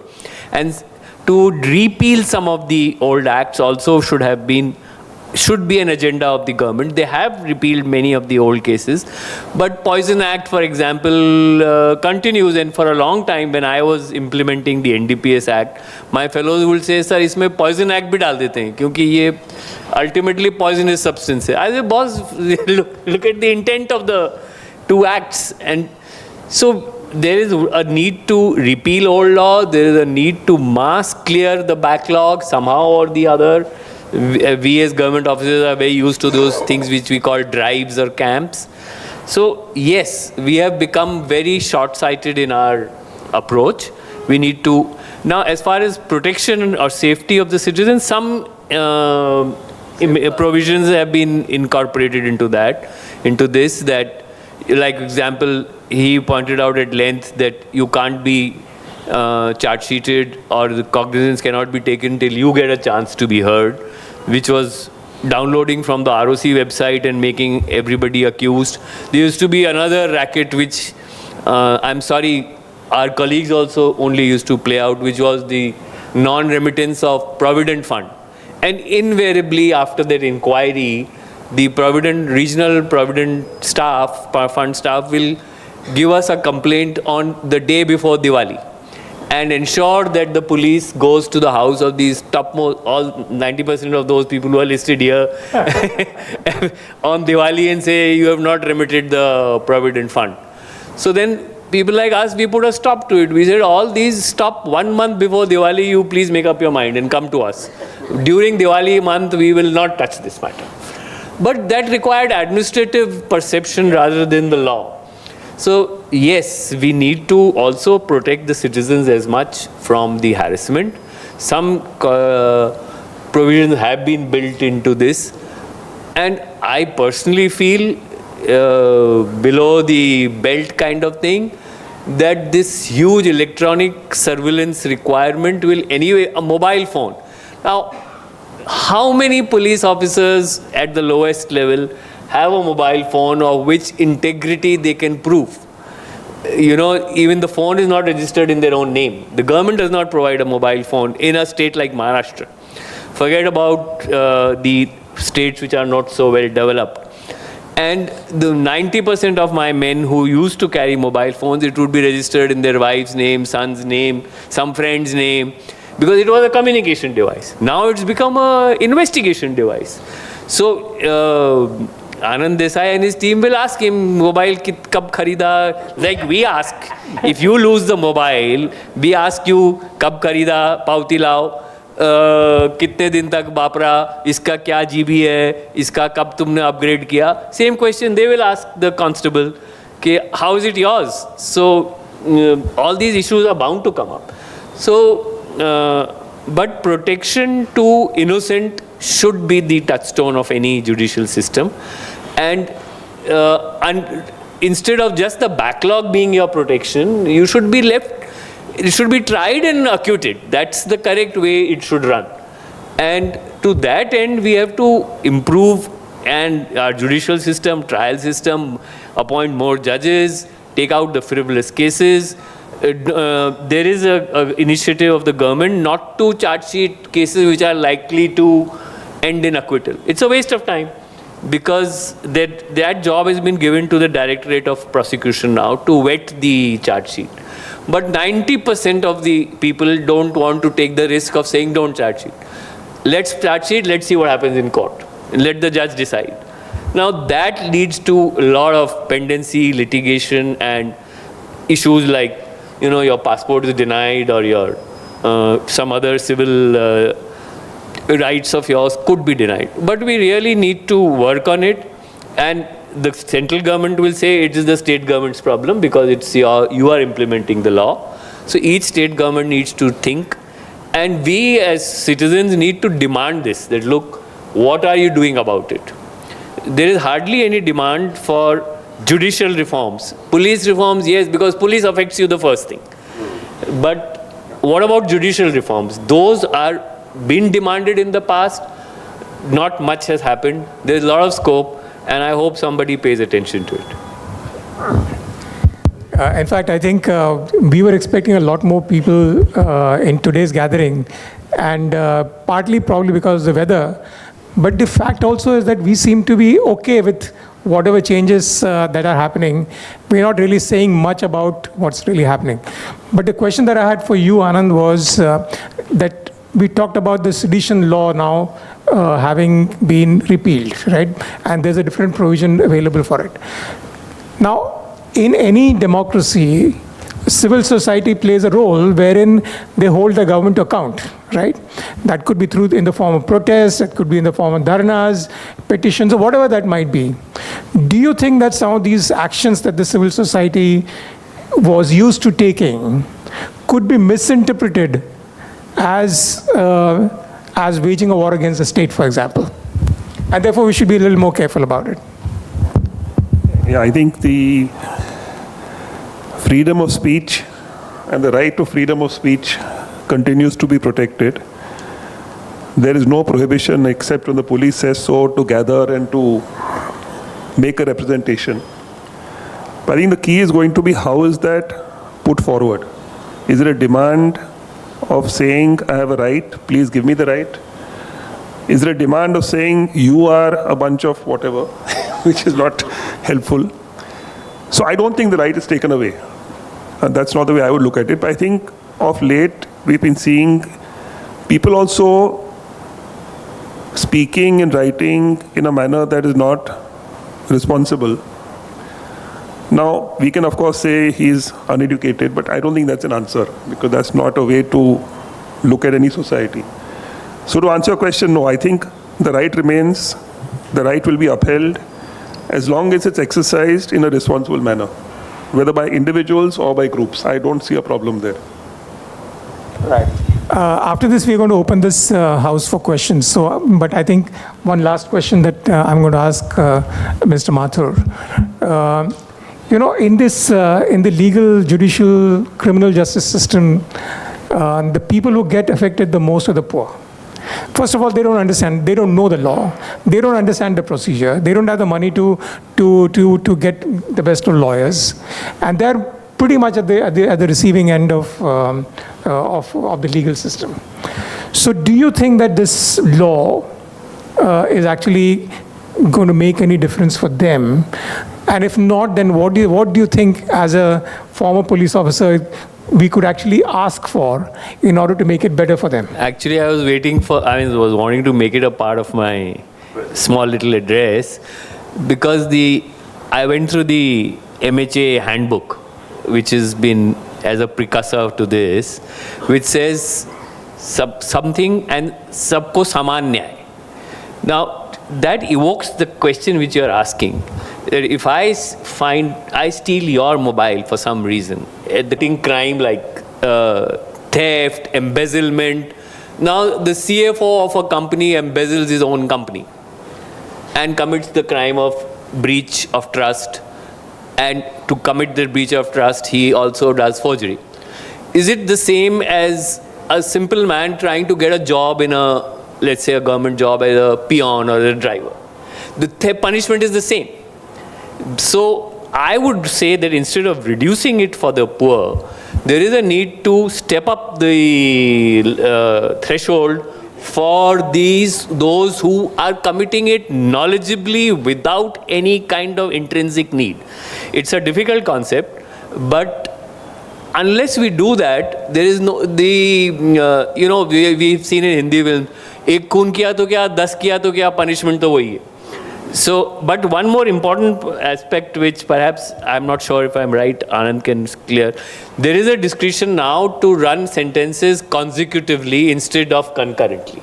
In the law, I read it somewhere, which will deter people from, if there are 10 sections proved against you, you can be incarcerated for 40 years, 50 years. You will get, let's say you get 777, and the court says that you run consecutively. It's like in the US, you get 600 years, 400 years of imprisonment. But that's also the need of the time, because if I do every kind of economic fraud and I get 7 years, well, and then I get bail on some medical ground after 3 years, and the money is, there is a provision here also to distribute property. But unfortunately, it brings in the district magistrate, which the CRPC had taken out the executive from the law, but somehow they have crept in the word district magistrate will then kind of divide the property amongst those whom it has been frauded from. Because once it's a judicial order, it has that much more impact on the people. And if it's an executive order, it is always taken as something which can be challenged, or it may be quasi-judicial if at best, because it's under the CRPC. But you are right, the poor need to be educated. If we need to actually check their levels of incarceration. As I said, we need to bring justice to their doorstep. Those who, even today, whether you will be produced before the court for trial is a matter of chance. And there is a bit of manipulation also on this, I am sorry to say. Who will go to the court? Because unless you go, you will not be heard, and unless you are not heard, your case cannot be disposed of. So we did try to put in computerization and stuff like this, but we need to ramp up that machinery as well to give justice to the poor and sometimes the innocent who are charged innocently for a crime which they may or may not have committed or may have committed without knowledge. Just to give a very small example, many people buy a ticket, let's say from upcountry, to come to Mumbai. The TC at Jalgaon or RV or Wardha gives him a ticket to Mumbai Central. And the poor fellow comes up to Churchgate or to VT. He's caught for ticketless travel. I mean, I really campaigned hard for this. You can't do this. The man is coming from upcountry. He doesn't know the difference between Dadar and Mumbai Central. Even I don't know till now where to buy the ticket for. So, therefore, those who commute regularly buy from up to Virar. I remember my son, I saw in his pocket. I said, why you bought it? He said, Dad, you never know where the train will take me. So best to buy to Virar. Season pass. Churchgate to Virar. End of story. So jahan tak train jayeti hai. So that's how we need to really educate people, that, and also our system, that don't try these same people at the same level of scrutiny as those who are involved in corporates or intra-corporate, inter-corporate, embezzling their own company, embezzling from the government. There needs to be given a higher gravity of thought and, if possible, punishment. So are there any questions? If somebody has questions, please raise your hands. You can start. We can start with you on the second row. Let us all get together in giving a big round of applause to Sanjay Ubale's team for bringing this most challenging issue of new law. I need to ask Dr. Satish Mathur three things. Number one, sir, that you mentioned that there are pending cases of millions. So the popular saying is that justice delayed is justice denied. How does the poor, how does the rich confront this, difficult situation? That is number one. Number two is that zero FIR. We have seen what happened in Manipur. Zero FIR. Chief Justice has to intervene this one. Is that will happen in every cases? No. third and final issue is that what you just mentioned about IEC, that is Information, Education and Communicating, which is missing. How do we link these missing issues around the country? It's difficult, but how do we do that? Thanks. Can we also club one more question with that? I think there was one question at the back. We'll come to your question and they'll answer it. Hello. Yeah. I believe there are over 3 lakh pending cases up to June 30th. Now these old cases, will they be tried under the new law or will they still be tried under the old law? I also believe that the station house officer is given huge powers from July 1st. He's like a chief over there. Now Mr. Sanjay spoke about this particular gathering is just discussion on the new laws. Suppose we are dissenting. As a civil society, we are against these laws. Station house officer, does he have the power to treat this particular IMC as a jail and put us all under arrest? I believe I have heard that on this new law it can be done. Can you please clarify that? Okay, so that second question maybe you can take up, but the first one maybe you can try and answer. So the zero FIR is a concept which is very dangerous. We really, no police station in charge officer likes a zero FIR to land up on his table, because he has not ascertained those facts and circumstances, and he or she is now saddled with the investigation.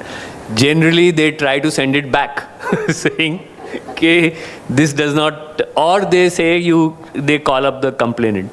So the only way out with zero F, sometimes it's the need of the hour also, because the man or person, a woman, for example, has been violated and she leaves this home place because here in a particular village she's being molested or whatever, and she goes to her own hometown now, which is in a different state, and she gives the complaint there. It's very much, she cannot afford to come back here. She's terrorized, she's traumatized.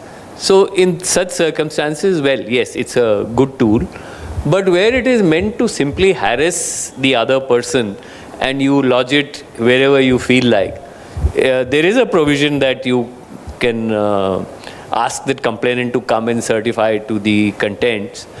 But once an FIR is lodged and you publicize it, that there is an FIR against Mr. Mathur, then my future is totally gone. I mean, nobody will deal with me, banks will stop talking to me, somebody else will also, my job may be in a peril.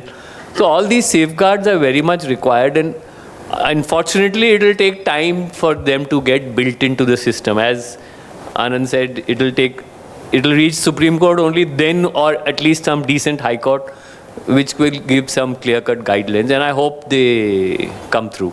So what was the first question? I didn't, it's pendency. Pendency is a huge concern. 3 million bolo, 51 million bolo, unless there is a way to, a short circuit, if not short circuit of justice, but a system has to come. Here there is a system, in the new law, luckily, if the complainant doesn't come to the court within or 1 or 2 occasions, then his complaint is likely to be dropped.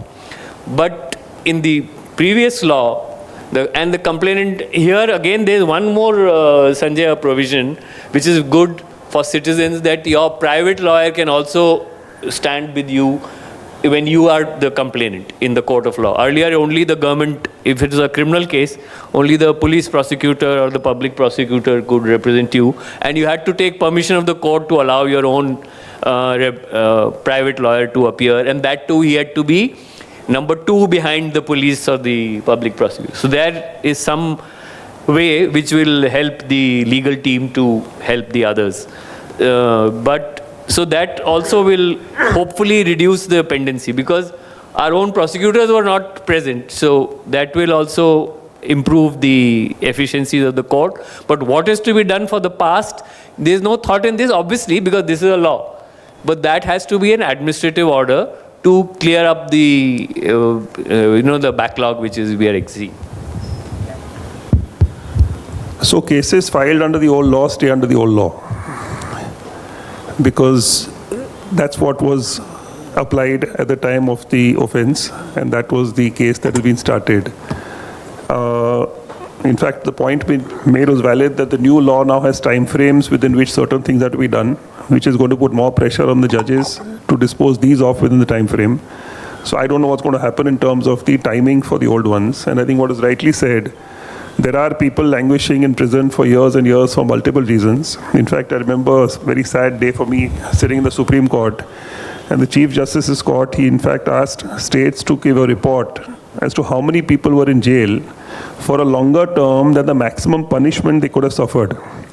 And to plead, it happens. And then there was, and he said, let them out, because what are people doing? But so I don't think there's a simple answer. I don't think there's currently any answer here in this room, at least, as to what can be done. That coupled with jail reform. Jail reform. Yeah. Do the jail reform. What Dr. Mathur said. See, unless we do that, For example, this our Satasta jail, because it was redecorated for people who ran away out of India. So prison reforms is a subject not touched by this system. As I spoke in my little this thing, there is a huge need for prison reform, and but on the other side of the law, there are Nigerians and nationals from other countries who deliberately get arrested and live happily in our prison. So and there are Indians who get arrested in Vienna and Austria and live happily in those prisons. So now the Austrian government has issued an order that illegal immigrants will not be jailed. No, they don't repatriate them either. They give them community service with money. So if you visit Vienna now in winter at 6 in the morning, illegal immigrants are selling newspapers. Only they sell those newspapers at 6 in the morning in the winter days. So they have said, because there were a whole group of agents who would say, we'll make your life happy in, let's say, Germany or Vienna or Austria. And those prisons are beautiful. I mean, there are gyms, there are swimming pools, there is clothes, there's a choice of food. So many people, unfortunately, opted for that. So it was, and then you could say I'm naturalized because I've been in your prison for 3 years, 5 years. So now give me citizenship. So laws can be ridiculous at times, but for prison, I think I read somewhere that our entire expenditure in about 2 years ago was some 8,000 crores on prison system in India, which is woeful. I mean, if you have so many people and it's for example, in Maharashtra, we had built very few prisons. Still, about 3 or 4 came up recently, which was Taloja, Dhule, and somewhere in Latur. So, while we can say we want to get rid of the colonial legacy, all our prisoners are actually in British-made prisons. So, very few are in Indian-made prisons. We need to really spend money on it and time and thought. There are some NGOs working, of Mariwala, for example, on improving the prisoner's condition and mental trauma inside the prison. So, do you have a question? Yeah. So this question to Mr. Desai. Sir, do you think you welcome the changes made in the Criminal Procedure Code? The IPC changes, sir. Yeah, so I'll just ask one more question, then you can probably take it together. And sir, one question to Mr. Mathur. Sir, recently we read in paper 2 days back only that one prisoner a person, he was not culprit, but he was imprisoned for 11 years, and then they found that he has not done a murder, and he was released, sir. So such things happening is really very cruelty, and human rights relations should come in the picture, sir. Yeah, so I'll come to, so the question that I had was slightly different, and more from a positive perspective. Do you think that there could have been an opportunity for us to to change the mindset, the way we administer law, particularly criminal law. And both Mr. Mathur and me, we worked in the field, and we've seen that just by constantly penalizing people, you can't change behavior, right? You can actually bring about that behavioral change very differently with the same outcome. Yeah. So do you think that there was an opportunity available for us? And if at all that's the case, what are the suggestions that we can make now to the government in terms of taking this law forward? And you can probably answer the same question that he had about what do you think about these criminal laws, whether you think that's a good change or not. No, so I think that's a very, very good point. And I know, for example, in Singapore, they constantly try to evaluate what is a good remedial action to take. And I think what you said about community service, so I remember a person telling me that in Singapore, this happened to a person there, he had lots of traffic tickets. So the police came along one day and picked him up and took him to the police station. And what he was told to do was to clean the public park every Sunday for some 6 months with a big sign around his chest saying, "I am a traffic offender." Now, when people see this, it's embarrassing. It's like a drink and drive campaign, which was very successful. So, yes, campaigns are great, especially if they humiliate, ridicule to a level where a person starts saying, "I don't want to be in that situation." You don't need to put a person in jail. Similarly, economic offenses of a certain kind, and there I beg to differ with Mr. Mathur. If a man has the ability to make money, illegally, legally is a different part, he's got the ability to make money, let the guy make money. You make sure he puts it back into the system and he pays back whatever he owes. But putting him in jail is not really helpful to anybody. So there are multiple ways to approach topics, but you're right. Merely saying, and by the way, I've had a discussion on this with some judges also, that because a lot of them say, yes, we should think about these things. Like the Supreme Court judgment on effluents in, it was Sterlite, it's a reported judgment on Sterlite land in Tamil Nadu, I think. And the Supreme Court said you pay 100 crores and set the whole thing right and restart, rather than putting people in jail. So but another set of judges say, well, we don't agree with this. Punishment is jail, go to jail. And that's the other thing I think that needs to be done, some kind of uniformity in the approach. It's not easy, but it's a lot of things. And to answer your question, illegal detention, after many years you are released from jail and you're found to be acquitted, is there any accountability? No. Simply put. Yeah. So you have...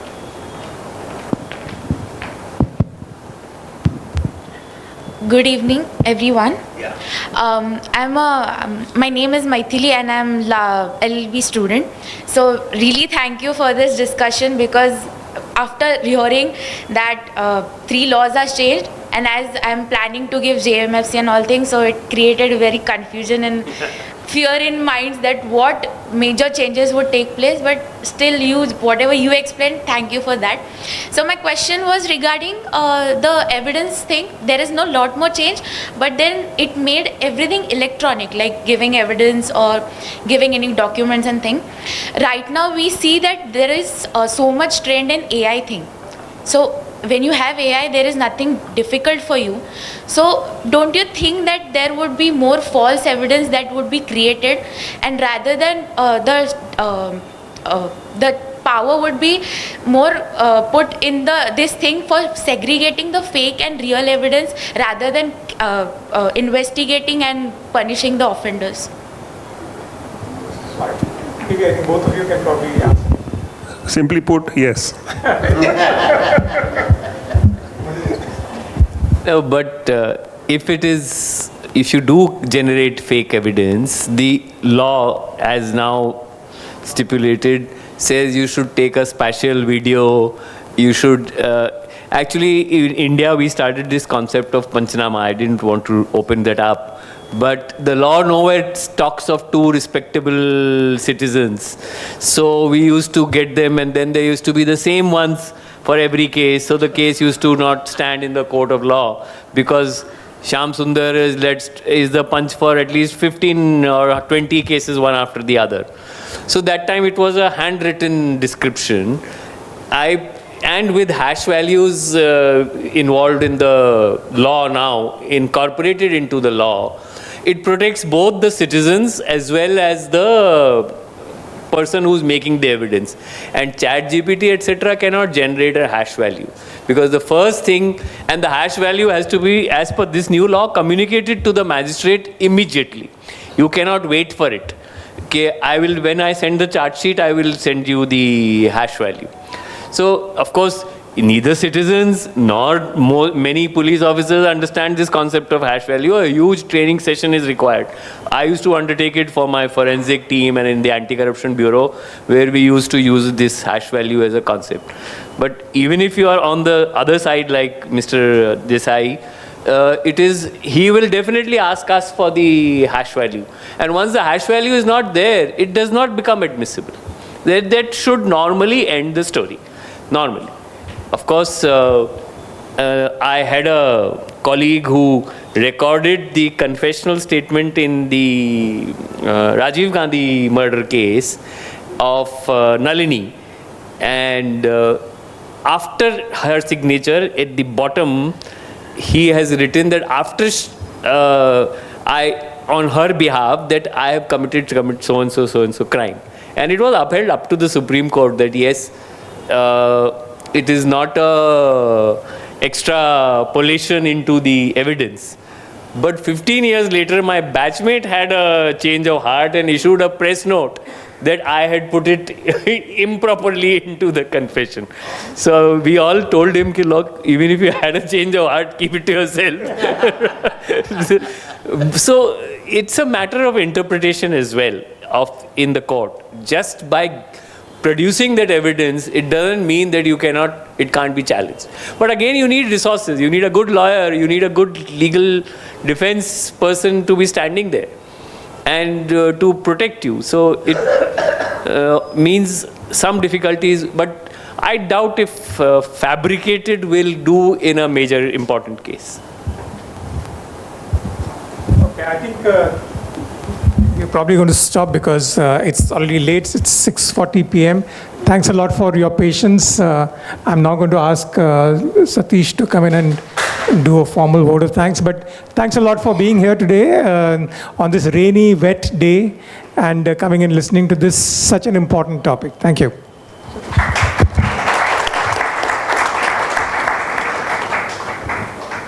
Dear distinguished guest speakers, Mr. Satish Mathur, Advocate Mr. Anand Desai, the DSK team, Vikrant Negi and Ekta Tyagi. On behalf of Mumbai First Executive Board and its team, I would like to express a sincere gratitude for your insightful and engaging presentation at today's event. Your discussion on the transition from IPC to BNS, BNSS, BSA, highlighting its profound changes in India's legal landscape, exploring its societal impacts, and outlining the path ahead was enlightening. We deeply appreciate the time and effort you dedicated to preparing and delivering your talk. We truly believe that your valuable insights and practical advice will benefit our audience immensely. Thank you. Let's give a huge round of applause to the distinguished speaker. Yeah. Now just two more. Furthermore, I would like to extend our thanks and acknowledge our collaborators, Mr. Kiran Yadav from BMA, BRM, Mahaseva, Mumbai Press Club for their valuable contribution. I wish to also thank our Vice Chairman Roger Pereira for his opening remarks, our Executive Board Member Sanjay Ubale for the graciously moderating today's event, not forgetting the enthusiastic and the engaging audience and my Mumbai First team who have been the backbone for today's event. Yeah. Thank you. We are coming to the end of session 3 now, and we will have much more Mumbai happenings sessions coming ahead in the coming months.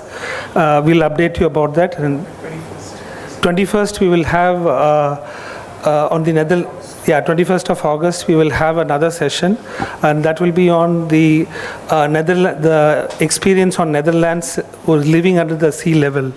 So that will be on the 31st. We'll let you know about it. Thank you all. Good evening to everyone. Thank you. So just to add to what Satish said, we have 2 sessions coming up, the 4th one and the 5th one. The 4th one is going to be by the Netherlands Consul General. Almost 1/3 of the land, the reason why it's called Netherlands is because 1/3 of the land lies below the sea level. But they've been living like that for the last 200 years. And we are likely to face a similar future for Mumbai. A lot of our areas likely to go underwater. So how they have faced it and what Mumbai can learn from that is something that we're going to discuss on the 21st of August.